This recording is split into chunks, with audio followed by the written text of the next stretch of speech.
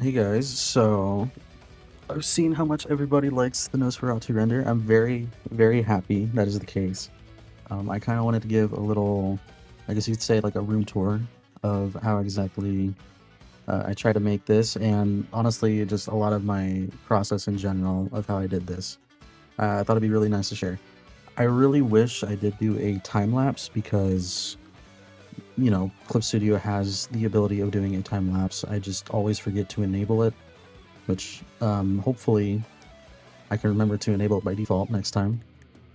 But yeah, so the very first thing I like to do typically is to adjust a lot of the tone correction, which goes by here. So I like to use the specifically the color balance and make sure a lot of the values are specifically set to stuff that would end up emphasizing a lot of what the character's general color is, or the general mood of whatever render I'm making. So, like, for example, a lot of what Nosferatu has in this render is reds, obviously. So a lot of the bit of the halftones are red. A lot of the shadows are meant to be kind of a cyan or blue, just to kind of, darken it up a little bit, but still maintain that kind of, multicolor that he had in his original render. And um, as for highlights, it would also be a bit of blue because obviously I wanted to add some kind of moonlight into this render. And oh, surprisingly, I actually got that a little close. I'm very finicky about this stuff. I tend to change it up a lot. I did really want to add uh, more like pronounced lips because Roboxians don't really have lips. And I thought it'd be, important to add that darker, up top. So I think one of the very first things I did end up doing was add his mouth, obviously, which I ended up just doing over a normal kind of brush, and then, using the filter, the blur filter onto it to make it kind of, blend more into frame.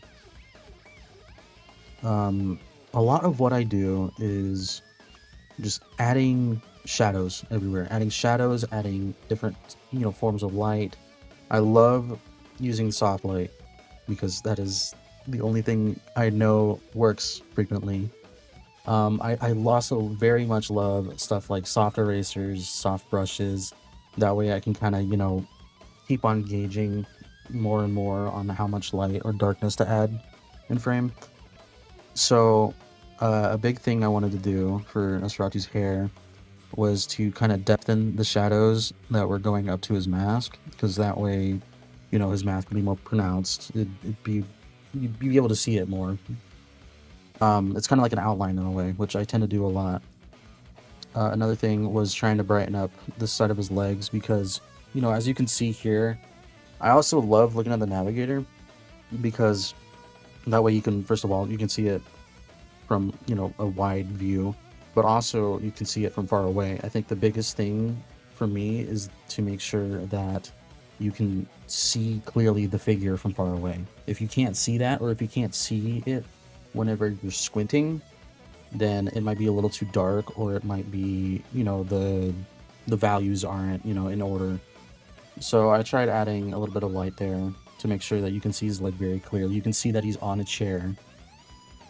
And another thing is the glass. I'm very happy how this glass turned out, by the way. I ended up adding a bunch of little splat effects and stuff to make sure it's like more pronounced as blood and all that.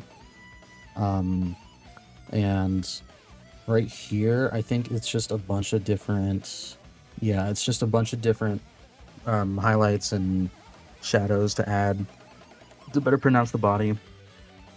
So, like, especially right here, I think another thing that was very difficult was making sure that you could see the armrest and, Nosferatu's arm on it in general.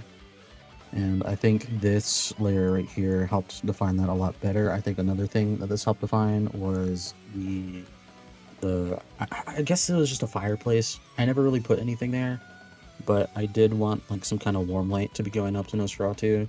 So, I just take it as a fireplace. And I think the white light I added here really helps with that, and also helps with, defining his torso area more. Another thing I really like to add over time is just more and more gradients, more dark gradients, more light gradients, because this way you can, direct your eyes further up because, of all the darkness that you cannot see. And then around this time, I started adding more and more blues because obviously I wanted blues in his render. So I ended up adding a few overlay effects to, kind of accentuate all the blues that came out. Right here, I tried brightening it up with a layer of, grunge, grimy filters. I love grimy filters a lot. I utilize them for almost every render. Same goes for noise, honestly. Just noise in general kind of, adds a lot of texture to it. Now, right here, I ended up giving him white eyes because of, his old render had white eyes. I completely forgot he had red eyes, if I can be, honest here. But I do think this render works better with white eyes because I ended up trying it with red later on, and I don't think it worked nearly as well, unfortunately. And right here is when I added the moonlight that I think helped this fucking render tenfold, really. It's really just like a basic image that I took, but I ended up adding it, made it light and lowered opacity, all that, just to make it like seem more natural into the scene. And over time, I just kind of brightened it, added some more shadows to where I think shadows would be, and also to where, his whole body is more kind of forward and more defined. Because as you can see here, a lot of this side is a bit harder to see, but once you darken it up a little bit, it's a lot easier to read. Just a few more adjustments, really. Added some particle effects to kind of replicate how, lights tend to have all the dust at the bottom settling. It shows all the dust everywhere. This gradient right here is what made the render kind of click for me, which is amazing. It's really just a built-in thing that I have. It's a night sky, but it really, it accentuated all the blues that I wanted, and it helped with a lot of the values on him in general. Just a little bit more, lights to show off that. Right here, I ended up,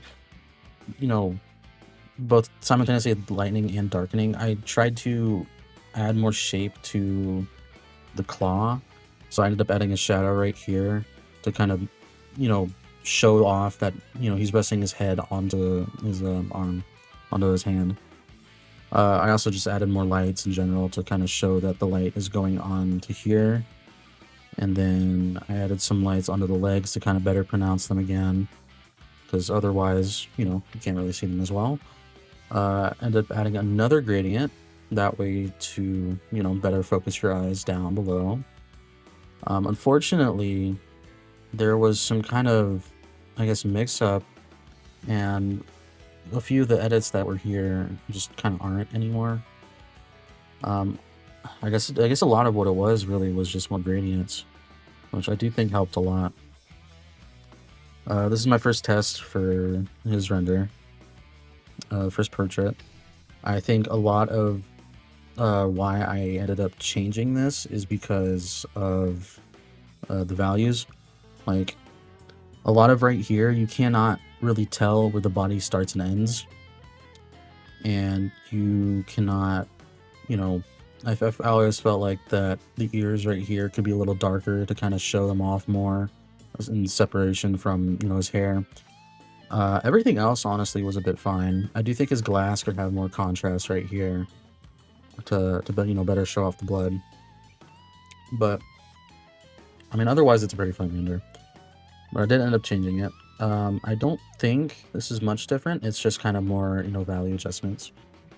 Right here is when I started adding a lot more stuff. I ended up adding the, the splatter effects, which is just a brush I got from, Clip Studio Shop.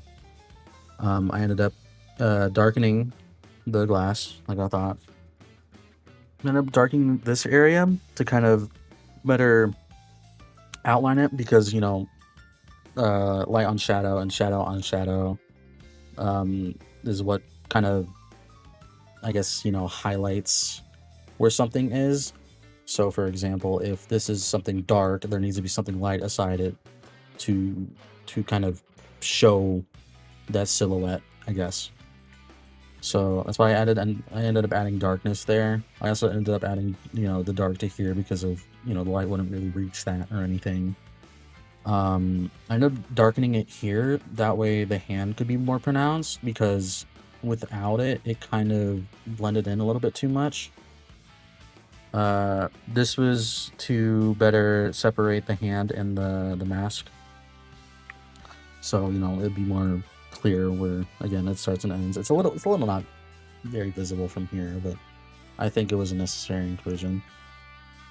I ended up just kind of darkening the eye glow here to better blend it into the scene.